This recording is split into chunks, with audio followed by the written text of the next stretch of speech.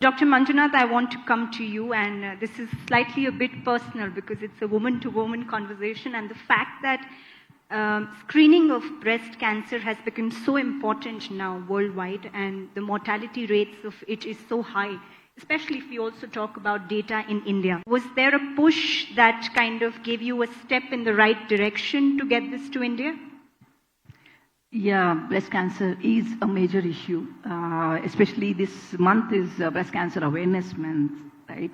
2,000 lives go every day, and that's something we can actually save because breast cancer is completely curable. We have hospitals like these, who have all the able doctors, oncologists, to attack or, treat the breast cancer, but people are not coming on time, right?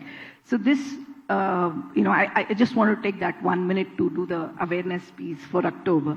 But having said that, to answer your question, actually, in my case, because I sort of came from the AI world, my PhD was in AI, I was head of AI lab for Xerox. It was literally like serendipity, and I already had the hammer, and right in front of me, I saw my close relatives, 38-year-old and 42-year-old just disappear because of breast cancer, disappear from the world.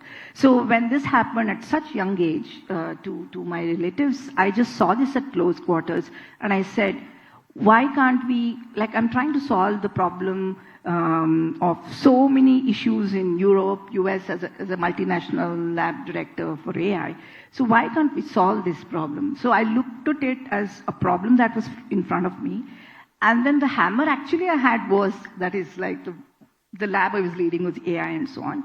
So it was not a forced use, but I was trying to see how can I help to solve this problem. And then figured out that there was a imaging technology, thermal imaging, which was initially used in very early days, but later it is still used by 500 doctors, but it's not really in every hospital. Then I figured out the main reason is the accuracy. And accuracy of interpreting images, videos, this is exactly where AI can be wonderful, right? Detecting those very, very minute pattern variations and so on. So I just decided, why don't we try this as an experiment, and tried, and then now it's actually reached very high levels of sensitivity and specificity, that is accuracy.